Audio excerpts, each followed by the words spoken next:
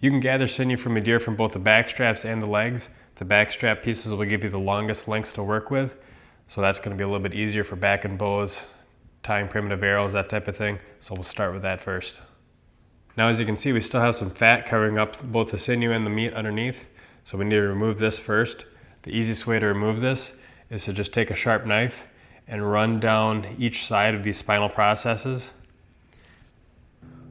Now once these cuts are made, you can kind of use your hand to peel away some of this fat as you cut, and it just makes it a little bit easier. But you do still want to be pretty careful in this step to make sure you don't cut the sinew underneath if you plan on using it.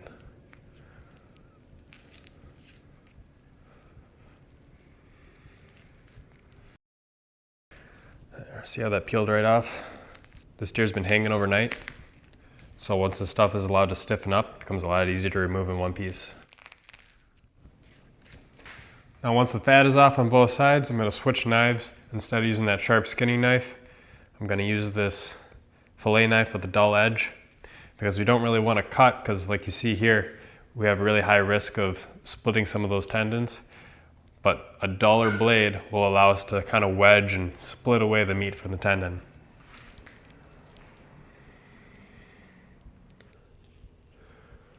So first, go underneath and get right up to the edge, so I can just barely see the knife through that see-through layer of tendon. I just want to slowly and easily work it up until I get about as high as I can go. And then I'll work my way downward. And notice how you can see that knife blade through the tendon. And you definitely want to take your time when doing this. And then it does seem like the tendon actually it's flat here, and that kind of curls down inward toward the spine a little bit. So right at this edge, it's a little bit thicker. So it almost is easier to take just the tip of the knife and just kind of work that edge, filleting the meat off of the tendon, and then working the rest of it.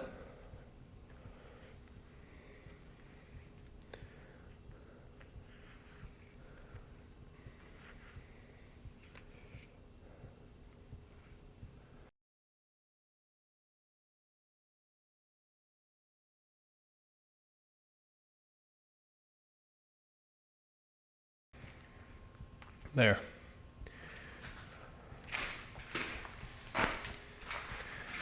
I've gotten all the way through this tendon. You can see the back strap underneath and how little meat I was able to leave on that tendon.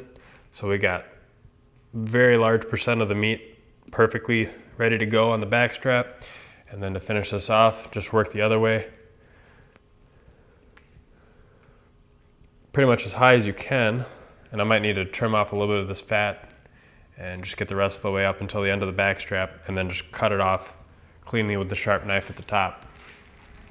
So now, not only do we have these nice long pieces of sinew that we can use for bow backing or primitive arrow tying, but the back strap is a lot cleaner, so when we take it off the spine, there's a lot less cleanup work before it goes in the fridge. The last thing you want to do with this sinew is take a fillet knife and just remove and scrape away any remaining meat. Once that's done, you can lay them out to dry. Now when we're going for the hind leg tendons, the obvious one is the one that you hang the deer by. And to remove that, it's just a simple matter of cutting it away from the meat and then cutting it as close as you can away from the bone. And this will actually go all the way down. You can see how it goes through that little groove right there. This is kind of like what would be the patellar tendon in humans. So you can see that just a little bit of it actually makes that groove, and the actual thick part of the tendon stays back here. So it's really up to you whether or not you just want to cut that off here and then start a new cut down there, or try and keep the whole thing in one piece. And now to get at this long tendon down here, all I'm going to do is expose it by making a cut down the center of the leg, just like that. And then I'm just gonna peel away the hide. A little bit of hair at this point isn't too big of a deal. Now you don't have to remove the hide completely, but just for clarity in this video, I'll go ahead and remove this. You want to keep your knife as close as you can to the bone. And then once you get to the end here, just cut it clean through. And now, we got a nice big long tendon, narrow spot in the middle, so really, we got one extra long tendon, one pretty short one. So then on that hind leg, you got the one side of the tendon off. Now you can also take this other side, so both sides of the bone, and just go up as high as you feel like. The tendon actually goes up a little bit onto the leg above the joint. And then come down and slice it off. This piece is not as big as what's on the other side. We got a little bit more meat to clean off, a little bit more connective tissue that's kind of stuck onto it. Front leg, very similar deal. I remove the hide just for clarity. Just want to get right in along that bone. And now there's some little bony protrusions coming off of these dew claws on the front legs. So I'll just separate those off right away.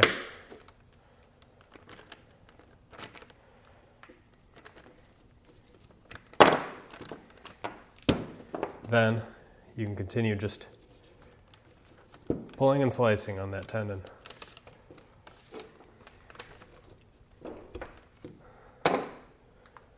So you get that from the bottom side, flip it over, and you can get this tendon off the top as well.